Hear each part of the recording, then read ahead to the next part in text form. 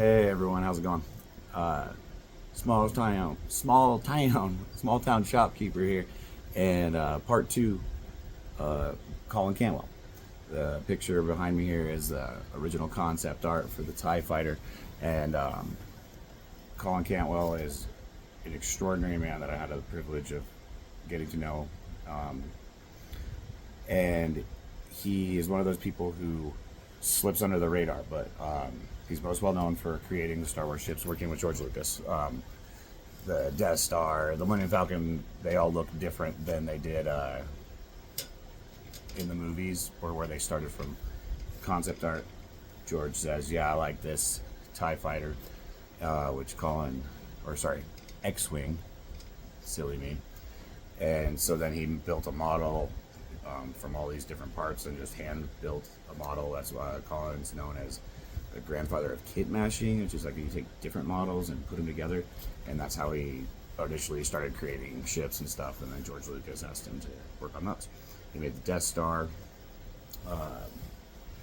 There's a lot to that. And I was privileged to get to hear some of these stories.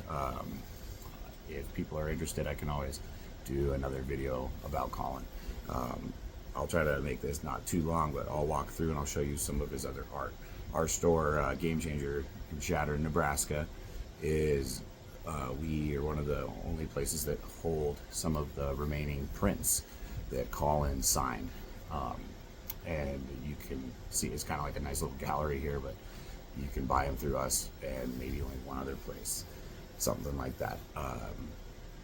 So aside from Star Wars, Colin worked on Close Encounters of the Third Kind with Spielberg, and he worked on 2001 Space Odyssey with Kubrick, and he had private sessions with Kubrick, and it was his idea with the opening scene. I learned later that he has passed away about 2 years ago, a little over 2 years ago. He worked with Hewlett Packard on a code that gave birth to color monitors, which in its essence is the beginning of CG and computer graphics.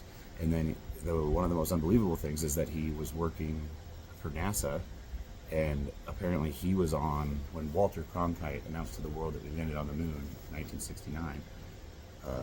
Apparently Cronkite had one person on his mic, and that was Colin, and Colin had NASA and the astronauts on his mic. So he was present in that room with Walter Cronkite.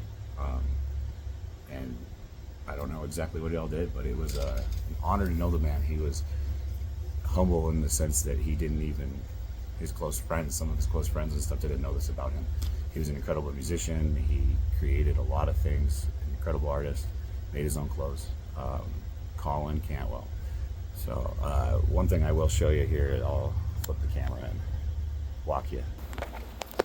So walking into the store here, which we are moving stuff around.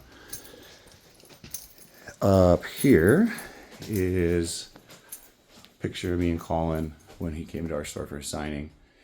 And here is one of his I believe this was drawn before George Lucas, before like that TIE Fighter, that X-Wing was. And it actually, if you look at it, it's pretty much the first scene of A New Hope.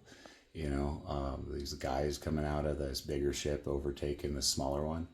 And they even have these little sword, little thingies in their hands. Looks like a sword made of light.